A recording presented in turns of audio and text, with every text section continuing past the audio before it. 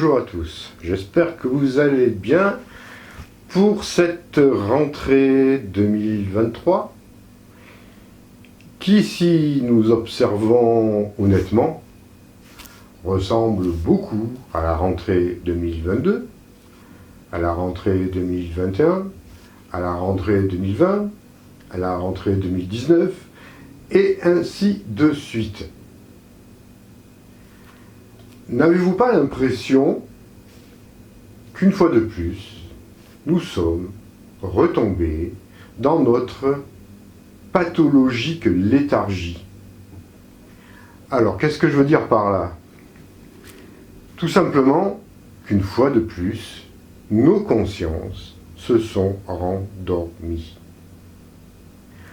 On est reparti comme si de rien n'était, comme si le monde poursuivait son chemin tranquillement, et que on reprend nos vieilles habitudes, voilà, le travail, nous avons eu des bonnes vacances pour certains, ou pour beaucoup, peut-être un peu moins pour d'autres, et puis on a bien profité, on s'est reposé, on a eu un petit aperçu, pour ceux qui en ont conscience, de ce que pourrait être véritablement notre vie.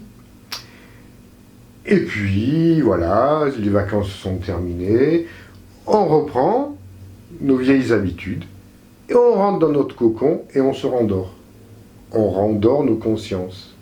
Alors, évidemment, on nous pousse aussi à nous rendormir. On est encouragé justement à ce que nos consciences restent bien dans un état de stase, on va dire, bien basse et bien somnolente. Mais on est aussi responsable de cet état-là. On ne cherche pas forcément à vouloir réellement changer. Alors pour certains ou certaines, oui, il y en a qui ont la conscience de ça, puis se disent « Ah, c'est la rentrée, ça passe pas du tout, j'ai pas envie de retourner dans le train-train quotidien, dans les habitudes, dans la routine, et dans un monde dans une forme de vie, enfin d'état où on nous oblige, où on fait croire qu'il n'y a que ça de vrai. » Et on repart, malgré tout, là-dedans.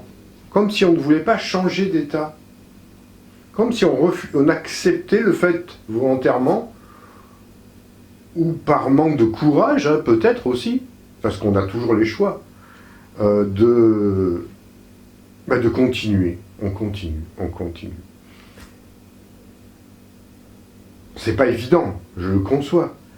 Mais quand même, pour ceux qui ont déjà eu des prises de conscience, des moments où ils se sont éveillés, où ils ont réalisé que ça n'allait plus. Alors, pour beaucoup d'entre nous, on a réalisé ça en période de crise.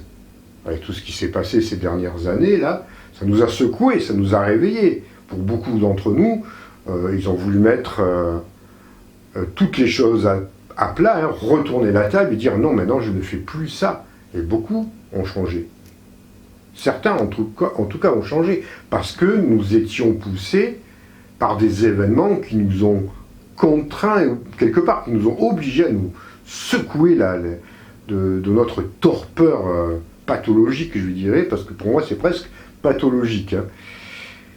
Et puis, les choses se calment, plus ou moins, là, et on repart dans notre train-train quotidien, comme si le monde poursuivait tranquillement son chemin, alors que ce n'est pas vrai.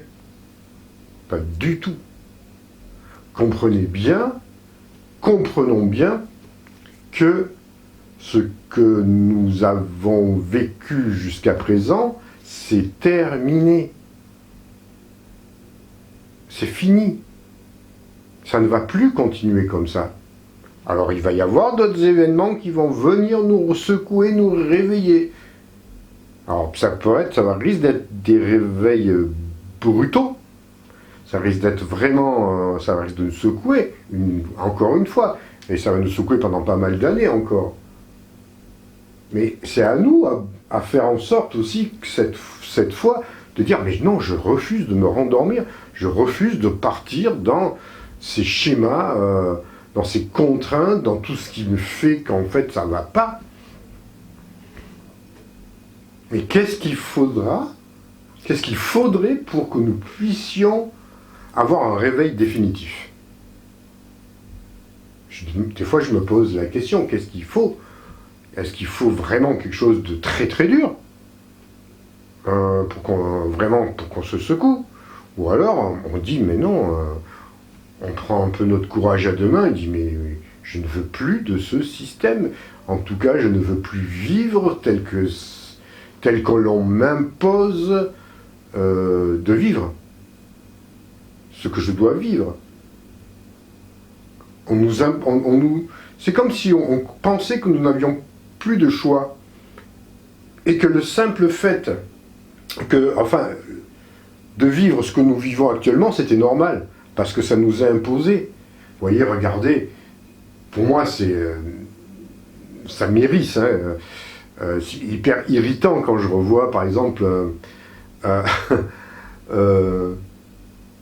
les médias officiels vanter la rentrée, puis voilà, maintenant, faire semblant que nous soyons heureux de retrouver la rentrée, voilà, d'amener nos enfants à l'école, comme si c'était tout à fait logique, normal et profitable pour eux de recevoir autant d'intoxication de la part de nos institutions, hein, voilà, de rentrer dans un modèle qui nous formate. Alors maintenant, ils veulent aller encore plus loin, parce qu'ils veulent nous faire retourner jusqu'en 1800 en portant des uniformes, genre on gomme les inégalités en portant une blouse ou un uniforme. C'est d'une aberration totale, mais c'est bien pour... Posez-vous la question. On est tous uniformisés. Je ne sais pas si ça existe, ce terme. Mais voilà, comme des petites machines, comme des petits robots. On nous ressemble tous au même. On n'a plus de personnalité propre. Hein, tout ça, ça fait partie de leur plan encore. Hein. Et puis on trouve ça normal. Et puis il y en a qui vont dire, ah oui, mais moi je trouve que c'est bien comme ça. On ne voit pas qu'il y a des pauvres, qu'il y a des riches. Mais ça, c'est n'importe quoi. Bon, enfin, là, j'attaque un peu tout ce qui est éducation, rien que le mot éducation. On va être éduqué, il y a une institution qui éduque nos enfants, quoi, mais c'est hallucinant. Enfin, quand on y pense, quand on creuse un peu tout ce qui est en place, c'est abject, tout simplement, soyons clairs. Et puis, en fait, nous, voilà, ce qui nous montre, voilà, c'est voilà, nos enfants qu'on amène à l'école, c'est joyeux, enfin c'est pas joyeux parce que les trois quarts des enfants, il n'y en a pas qui ont forcément envie d'y aller non plus, hein. Mais ça ils nous les cachent. Et puis voilà, on a eu des bonnes vacances, oh regardez comment on regrette un peu, alors ils nous font voir un peu ce qui s'est passé pendant l'été, voilà, des beaux paysages, histoire de nous, voyez, de nous dire, ah ben on a passé des bonnes vacances, hein. Et maintenant il faut vite retourner au travail, il va falloir... être productif pour la minorité qui nous domine et qui nous contrôle. Hein, en retournant vite comme des moutons au bercail. Je veux dire, jusqu'à quand allons-nous accepter cela? Qu'est-ce qu'il nous faut? On le sait ça, et pourquoi on continue? Alors, pour ma part, évidemment, je ne le vis pas forcément comme quelqu'un qui va rentrer à l'usine parce que c'est pas, je suis plus dans ce domaine, dans cette optique-là, mais je l'ai été. Attention, je l'ai été.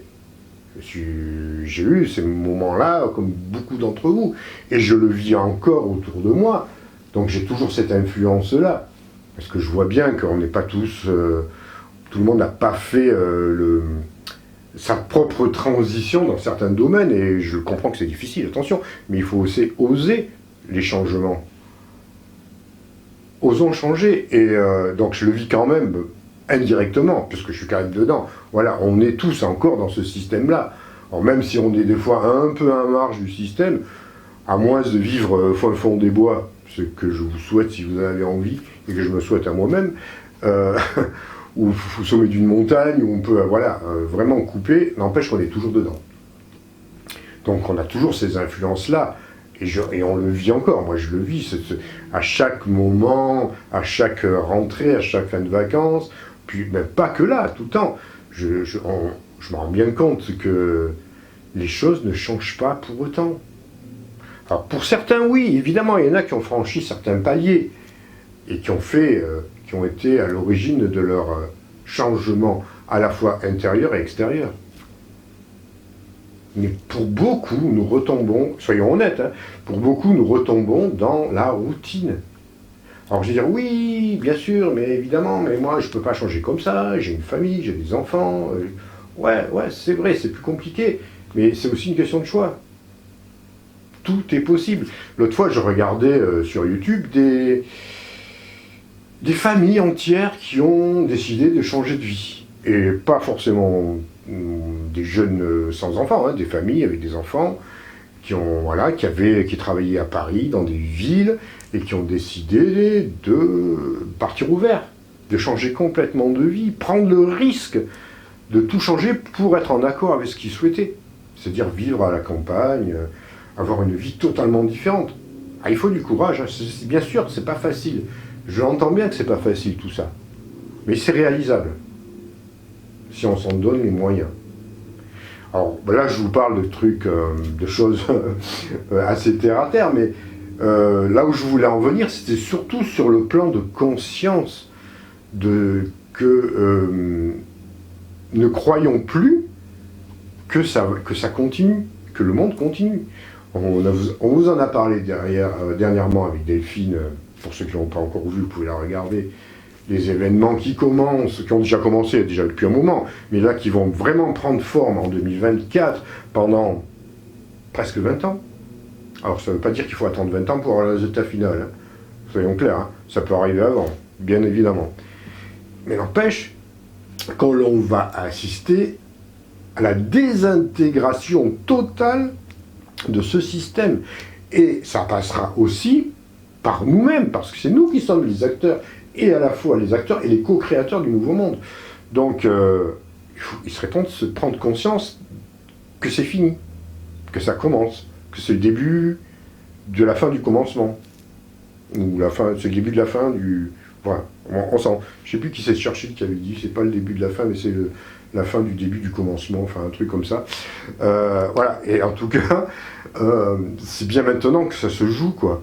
Donc, pourquoi retomber toujours dans... Alors je dis pas qu'il faut, on va pas tous partir dans la rue faire la révolution, c'est pas ça, mais déjà, rester conscient, rester éveillé du fait que, ah non, ok, je suis conscient, déjà ça c'est pas mal, je suis conscient que je suis en train de retomber dans le truc, ça c'est bien, si vous faites un rêve lucide là, vous voyez, essayez de sortir de cette torpeur en prenant déjà conscience que on est en train de rêver, parce qu'on est en train de s'endormir, mais que je suis en train consciemment, vous voyez, je retombe, encore une fois. Si vous avez conscience que vous replongez, que vous retombez dans la léthargie, si vous êtes quand même en train de vous éveiller un peu.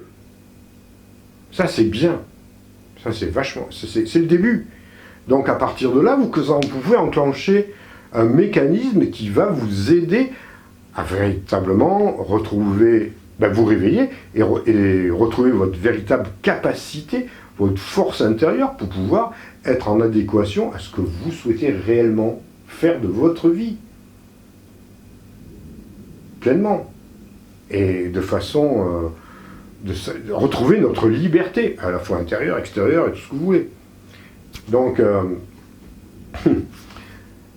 voilà, je crois que l'année dernière, j'avais fait une vidéo un peu ce style-là, parce que ça y ressemblait aussi, mais ou il y a 2 ans ou 3 ans, enfin je sais plus. Mais d'autant plus, là c'est d'autant plus important que quand même, on a vécu beaucoup d'événements qui sont censés nous avoir éveillés. Alors je dis pas réveillés, mais au moins un peu éveillés. Vous voyez, qu'on sorte un peu, et on ne va pas replonger, donc, vous voyez, soyons conscients. Alors, je sais effectivement aussi qu'il y a beaucoup d'autres personnes qui sont là pour endormir notre conscience, et pas forcément des êtres qui nous gouvernent, hein. Là où j'ai mis plusieurs fois, j'ai essayé de vous orienter dans certaines directions pour vous montrer qu'il y a des êtres qui se disent spirituels ou plutôt soi-disant en contact avec je ne sais quoi, quelle forme de lumière, et qui sont là tout simplement pour endormir votre conscience, en vous désarmant, en vous faisant croire que c'est bon, tout est réglé, tout est fait, il n'y a plus rien à faire. D'autres se sont chargés du travail à notre place. Donc là aussi, creusez un peu. Je ne vais pas tout vous apporter, parce qu'il faut que chacun soit capable de faire son propre travail et avoir son propre discernement, savoir décortiquer, c'est un apprentissage ça aussi. Si on vous dit tout, parce que souvent on me demande, ouais, tu pourrais me donner ton avis sur telle ou telle personne, elle a dit ça, qu'est-ce que tu en penses? Non, je ne vous réponds pas. Je dis, qu'est-ce que vous en pensez, vous? C'est à vous Ok, ça veut dire que déjà vous avez été alerté quelque part, quelque chose que vous ne sentez pas. Allez-y, creusez. Pourquoi toujours devoir demander l'avis de quelqu'un? Alors je peux le donner dans certaines occasions, évidemment, mais je pense que les 3/4 du temps, vous êtes très capable de voir là où les pièges sont tendus, voir où il y a des choses qui ne tournent pas rond, où c'est un peu trop beau, un peu trop, soi-disant, là, la lumière New Age, ou la lumière, je ne sais plus comment on pourrait l'appeler, qui est là pour vous montrer que tout est fait, tout va bien, tout est libéré, et qu'en fait on n'a plus rien à faire. Donc on se rendort dans ces cas-là. Parce que c'est ça le but, c'est se rendormir. Alors, donc c'est simplement pour vous montrer qu'il y a plusieurs strates, plusieurs niveaux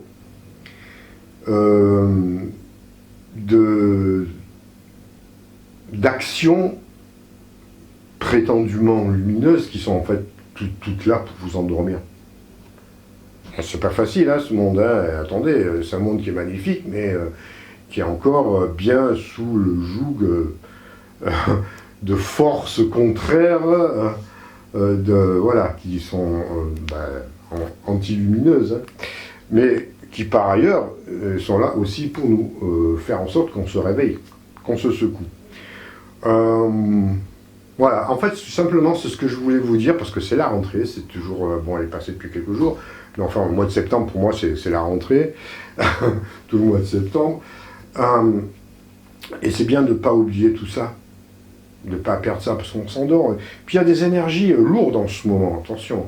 Alors, je ne sais pas si c'est des énergies, puis je ne sais pas qu'en ce moment, ça fait un moment, il y a quand même des énergies qui nous sont envoyées par des êtres qui font en sorte aussi qu'ils annihilent notre volonté, notre conscience, qui sont soporifiques quelque part. Donc ça aussi, il faut être vigilant, parce qu'ils ne lâchent pas leurs morceaux, ils ne lâchent pas l'affaire, croyez-moi, ils sont encore bien actifs. Donc aussi ça, il faut être vigilant. Quand on en prend conscience, ça s'estompe. Mais il faut en prendre conscience. Parce que si vous êtes déjà endormi avant, après, pour se réveiller, c'est un peu plus compliqué. Dans ces cas-là, on sera réveillé par autre chose. Et puis constater aussi le monde. Nous, en Europe, en France, ou dans les pays occidentaux, tout va bien. Ça va pas trop, entre guillemets. Je dis bien, on n'est pas logé à la même enseigne, par exemple, que ce qui se passe au Maroc, ce qui se passait en Libye, ce qui se passe dans les pays qui vraiment, eux, c'est des choses dramatiques.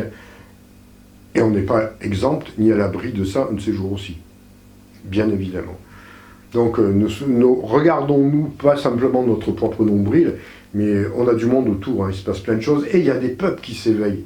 J'ai pu constater ça, j'avais pas réalisé ça, mais par exemple il y a des peuples qui ont subi la guerre, qui ont subi toute l'oppression des forces de l'ombre, qui sont en train de s'éveiller.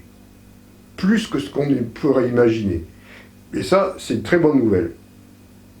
Et je parle même de peuples comme, je peux donner des noms, comme l'Irak ou l'Iran, qui sont en train d'avoir une poussée de conscience et d'éveil, à la fois sur leur propre